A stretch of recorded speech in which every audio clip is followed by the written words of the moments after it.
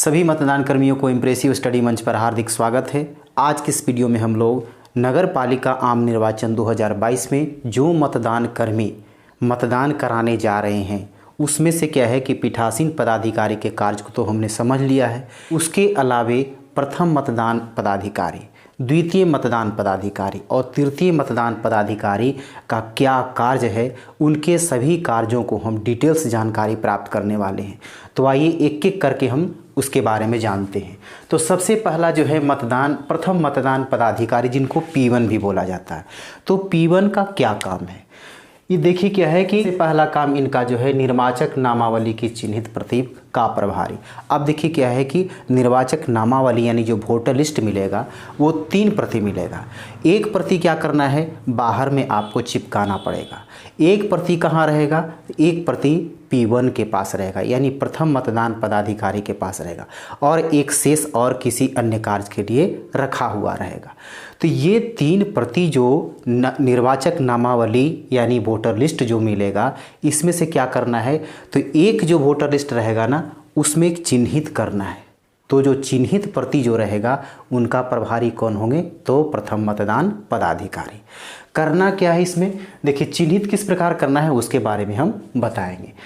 दूसरी बात है कि दस्तावेज के आधार पर मतदाता को पहचानना। अब दस्तावेज का मतलब क्या है कि जो वोटर आया आपके पास, तो क्या करना, उसको पहचान करना है कि इस बूथ का ये सही वोटर है या गलत है। तो कैसे पहचान करेंगे, तो उसके पास दस्तावेज होगा यानी कोई प्रूफ में कागज़ लेकर के आएगा। हो सकता है कि वो वोटर कार्ड लेकर के आए, हो सकता है कि आधार कार्ड लेकर के आए, हो सकता है पैन कार्ड लेकर के आए।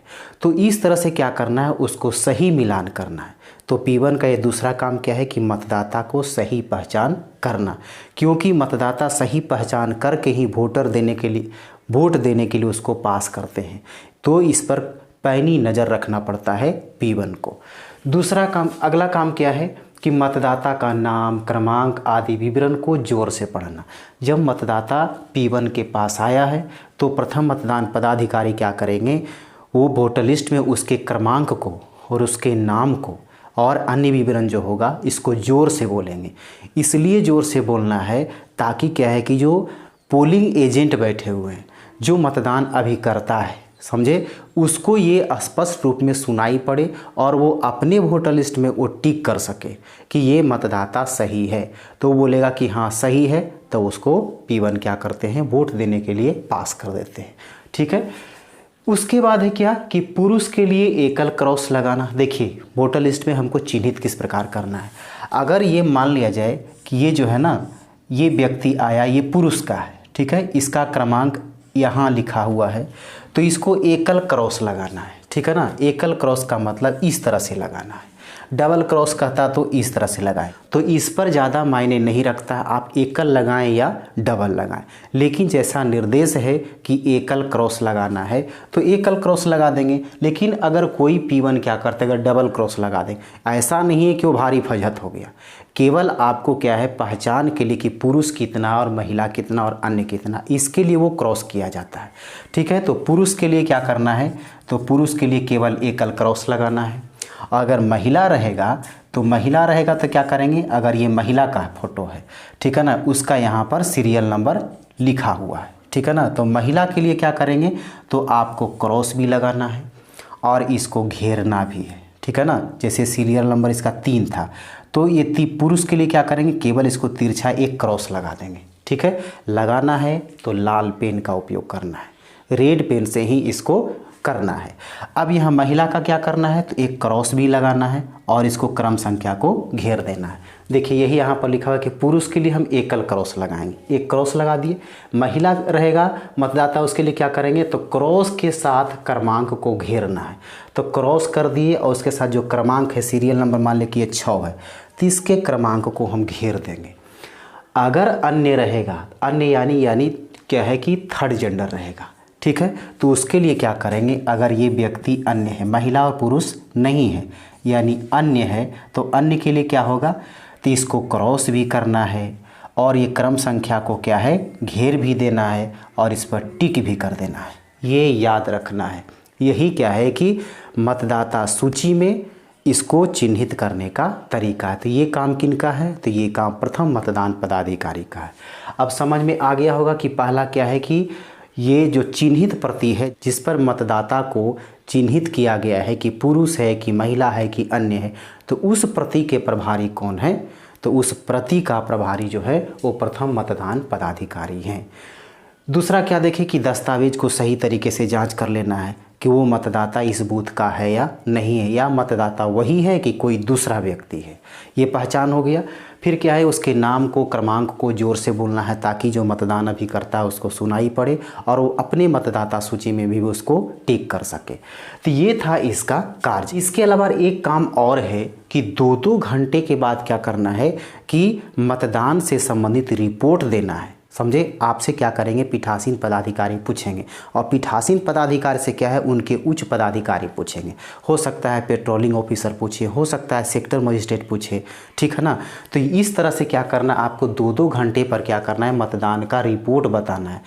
वोटिंग कितना बजे स्टार्ट होगा? तो 7 बजे स्टार्ट हो जाएगा। 7 बजे एकदम स्टार्ट कर देना है और 5 बजे तक वोटिंग चलेगा। तो 7 बजे से 5 बजे तक जो है ना 2-2 घंटे के अंतराल में आपको रिपोर्ट देना है। रिपोर्ट किस तरह से देना है? तो रिपोर्ट जो देना है ये समय क्या है कि इस जिस तरह से ये डायग्राम बना हुआ है, एक आप सादा पेपर पर बना लेंगे और इसमें क्या क्या रहेगा कॉलम में कि समय रहेगा, महिला रहेगा, पुरुष रहेगा और क्या है कि कुल मतदान और प्रतिशत। इसमें महिलाओं का प्रतिशत और पुरुष का प्रतिशत या अन्य का प्रतिशत इसमें नहीं देना है, आपको कुल मतदान का प्रतिशत देना है। इसमें जैसे मान लिया जाए कि 7 बजे से 9 बजे तक ये 2 घंटा का समय है, तो 7 बजे से 9 बजे तक मान लिया जाए कि इसमें क्या किया, 80 महिला वोट किया, ठीक है ना। और इसमें क्या है कि 60 पुरुष वोट किया, अन्य कुछ नहीं था। अगर अन्य रहेगा तो इसको लिखेंगे। अब कुल मतदान कितना हो गया? तो कुल मतदान कितना हो गया? 8×6 = 14 यानी 140। अब यहाँ प्रतिशत निकालना रहेगा, तो प्रतिशत कैसे निकालेंगे? तो देखेंगे कि वोटिंग कितना हो गया, तो वोटिंग हो गया 140। अब क्या है कि मतदाता सूची में आपको पता है कि उस बूथ पर कितना वोट होना है, यानी कुल मतदाता कितने हैं। तो कुल मतदाता कितने, मान लें कि उस बूथ पर 560 मतदाता है, ठीक है। आप वोटिंग कितना हुआ, 7 से 9 बजे तक 140 वोट पड़ गया, तो इसको हमको प्रतिशत में देना है।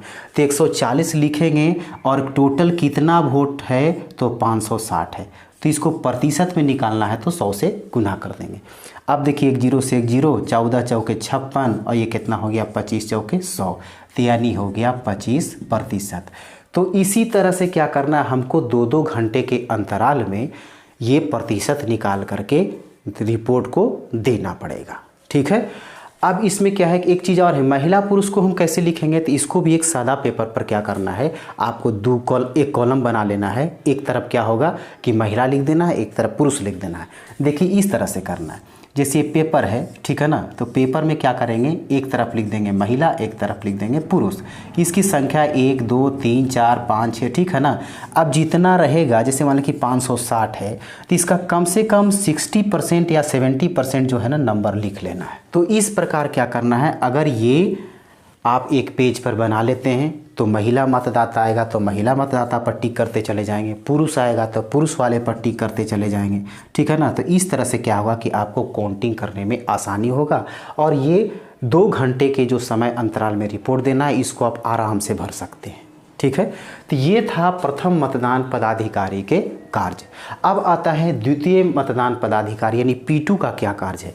देखने में लग रहा है कि मात्र 3 ही कार्य तो है, इसमें भी क्या था, इसमें भी लग रहा था कि ज़्यादा कार्य नहीं है, लेकिन है, ये बहुत बड़ी जवाबदेही है। आपको समय के अनुसार आपको चलना है और सही ढंग से काम करना है। दूसरा मतदान पदाधिकारी के देखिए इसमें 3 कार्य लिखा हुआ है, तो 3 कार्य है लेकिन छोटा नहीं है, बहुत बड़ा है। कारण क्या है, पहला जो है मतदाता रजिस्टर का प्रभारी होता है। द्वितीय मतदान पदाधिकारी यानी P2 जो है वो किसका प्रभारी होता है, किस रजिस्टर का, तो 17A यानी 17 का रजिस्टर का वो प्रभारी होता है। उसमें करना क्या होता है, उसमें देखिए रहता है क्रम संख्या, आपको क्रम संख्या लिखना है। फिर उसमें है मतदाता का सीरियल नंबर यानी वोटर लिस्ट में जो सीरियल नंबर कितना पर उसको लिखना है। फिर मतदाता का हस्ताक्षर लेना है, चाहे अंगूठा का निशान लेना है। फिर चौथा कॉलम जो होगा ना उसमें रहेगा अभियुक्ति, यानी 4 प्रकार के कॉलम रहेगा। पहला में सीरियल नंबर, दूसरा में मतदाता सूची में यानी निर्वाचक सूची में सीरियल नंबर। फिर उसके बाद क्या है कि मतदाता का हस्ताक्षर लेना है या अंगूठा का निशान लगाना है। और अभियुक्ति में क्या करना है, आपको कागजात से संबंधित जो प्रूफ लेकर के आया उससे संबंधित उसमें लिखना पड़ेगा। अगर ईपिक लाया यानी वोटर कार्ड लाया है तो उसमें क्या करना है, आपको 1 लिखना है। अगर वोटर कार्ड के अलावे अगर कोई दूसरा कागजात लाया, मान लें कि आधार कार्ड लाया, तो उसमें हम क्या करेंगे, 2 लिखेंगे। याद रखना है कि अगर ईपिक लाएगा यानी वोटर कार्ड लेकर के आता है प्रूफ के रूप में तो हमको 1 लिखना है। अगर वोटर कार्ड के अलावा कोई दूसरा कागजात लेकर के आता है तो अभियुक्ति में क्या लिखेंगे, हम 2 लिखेंगे। ठीक है ना। कभी कभी क्या होता है कि 2 लिख दिए और उसमें क्या करते हैं, आधार है तो आधार, पैन है तो पैन, आप लिख सकते हैं। लेकिन क्या है कि आप 2 लिख दिए तो समझ में आ गया कि कोई दूसरा कागजात लेकर के आया, आप उसको लिख सकते हैं। 2 लिख दिए तो 2 के बाद हो सकता है पैन कार्ड लेकर के आया तो बगल में हम पैन कार्ड लिखेंगे, ये आप लिख सकते हैं, तो आप स्वतंत्र हैं। अब उसके बाद क्या है, मतदाता पर्ची निर्गत करना। अब क्या करना है कि मतदाता पर्ची आपको बहुत सा मिलेगा, जितना वोटर है उसी के हिसाब से क्या आपको मतदाता पर्ची आपको निर्गत किया जाएगा। मतदाता पर्ची पर क्या लिखना है, तो P2 को क्या करना है, आपको सबसे पहले सीरियल नंबर, मतदाता रजिस्टर जो है ना उसका सीरियल नंबर लिखना है। फिर मतदाता सूची में वोटर का कितना सीरियल नंबर है उसको लिखना है। और फिर क्या करना, अपना जो है ना ये हस्ताक्षर करना है। ठीक है, ये P2 क्या करेंगे, मतदाता पर्ची पर अपना हस्ताक्षर करेंगे, तब उसको पास करेंगे। ठीक है। अब इसके बाद है अमिट स्याही लगाना। अब देखिए यहाँ पर क्या है, कितना काम हो गया, 17A रजिस्टर को भरना, फिर मतदाता पर्ची तैयार करना, फिर उसके बाद क्या है कि मतदाता को अमिट स्याही लगाना। ये 3 काम इनका है, लेकिन 2 काम बहुत भारी है, बहुत फास्ट में करना पड़ता है। इस चलते जानकारी इसको रखना बहुत ज़रूरी है। अब इसके बाद आता है तृतीय मतदान पदाधिकारी के कार्य। तो तृतीय मतदान पदाधिकारी के कार्य क्या है, पहली बात तो ये जानना है कि तीसरे मतदान पदाधिकारी जो होंगे इसकी संख्या कितनी है, तो इसकी संख्या 3 है। सबसे पहला जो है P3A, दूसरा P3B और तीसरा P3C, यानी मतदान कर्मी टोटल कितने हो गए, तो टोटल 6 हैं। पीठासीन पदाधिकारी P1, P2 और P3 3 को हो गए। ठीक है ना। तो P3A का क्या काम है, तो इसके पिछले वीडियो में हम लोगों ने देखा था कि ईवीएम जो रहेगा, ईवीएम 3 पद के लिए रहेगा। अब 3 पद में क्या है कि 3 को क्या रहेगा, CU रहेगा और 3 को BU रहेगा। तो 3 CU जो होगा, कंट्रोल यूनिट जो होगा, वो किसके किसके पास रहेगा, तो ध्यान से समझना है। तो P3A के पास जो रहेगा ना, ये पार्षद पद के लिए CU का प्रभारी होगा। ठीक है ना। जो कंट्रोल यूनिट पार्षद पद के लिए है उसका प्रभारी कौन होगा, तो P3A होगा, ये याद रखना है। फिर उसके बाद मतदाता पर्ची को प्राप्त करना। ठीक है ना। P2 क्या किए हैं, मतदाता पर्ची बनाए और किसको दे दिए, मतदाता को दे दिए। तो उससे पहले क्या करना है, मतदाता पर्ची प्राप्त कर लेना है और प्राप्त करके क्या करना है, फिर P3B को पर्ची दे देना है। ठीक है। अब क्या करेंगे, तो P3A जो है, जो कंट्रोल यूनिट इनके पास जो है पार्षद पद के लिए, उसके बैलेट बटन को दबाएंगे। ठीक है ना। तब फिर क्या होगा कि जाकर के वो अपना मतदान करेगा। उसके बाद आता है P3B।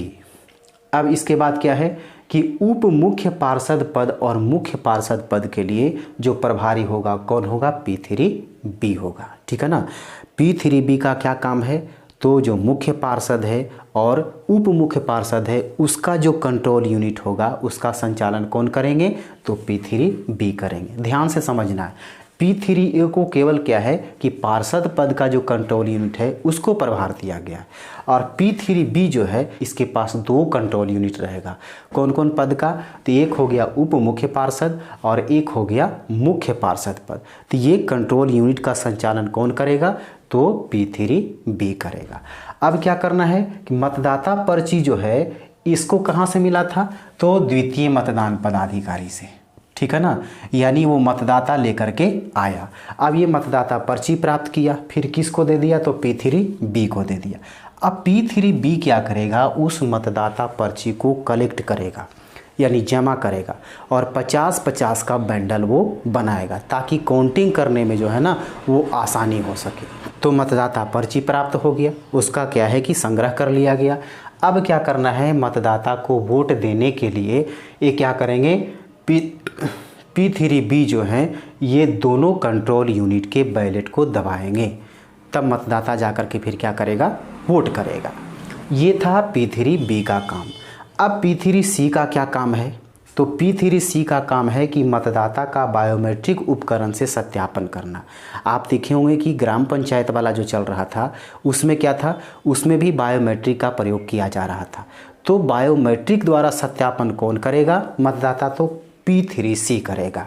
इसके साथ साथ क्या है कि पीठासीन पदाधिकारी के लिए एक विकसित ऐप है, तो और उस तकनीक कार्य में क्या है कि पीठासीन पदाधिकारी को सहयोग करेगा, वो कौन करेगा, तो P3C करेगा।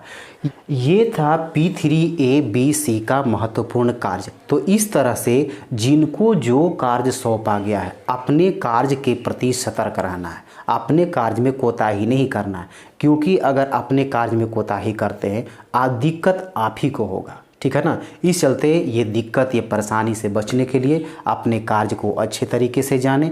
और इतना ही नहीं कि अगर किसी मतदान पदाधिकारी के द्वारा उनके कार्य में अगर गड़बड़ी पाई जाती है तो पूछिए उनसे जो गड़बड़ी करते हैं और जिन पर कार्रवाई होता है, बताइए कि कितना तकलीफ़ होता होगा। ये इलेक्शन जो है ना, इलेक्शन बहुत ख़तरनाक चीज़ है। तो इससे क्या करना है, अपनी नौकरी को बचाने के लिए इस सभी कार्य को सही ढंग से करना है, इसमें लापरवाही नहीं बरतना है। इसी चलते पीठासीन पदाधिकारी के कार्य में हम देखे थे क्या कि सभी मतदान पदाधिकारी को वो समन्वय स्थापित करते हैं, यानी तालमेल करके मिला जुला करके किसी तरह से काम को भली भांति संपूर्ण ढंग से इसको सफल बनाते हैं। तो इस तरह से क्या है कि अपने कार्य के प्रति जो है ना ये जिम्मेवारी समझना है और अपना कार्य को पूर्ण करना है। उम्मीद है कि ये सारा चीज़ आपको समझ में आ गया होगा और ये वीडियो अच्छा भी लगा होगा। तो इसे अधिक से अधिक ग्रुप में शेयर करने का कष्ट करें और यदि इस चैनल पर आप नए हैं तो इसे सब्सक्राइब करना ना भूलें और नोटिफिकेशन का बेल आइकन ज़रूर दबा दें ताकि इस प्रकार का जो वीडियो अपलोड हो तुरंत आपको सूचना मिल सके। तो अगले टॉपिक लेकर के हम फिर मिलते हैं हम अगले वीडियो में।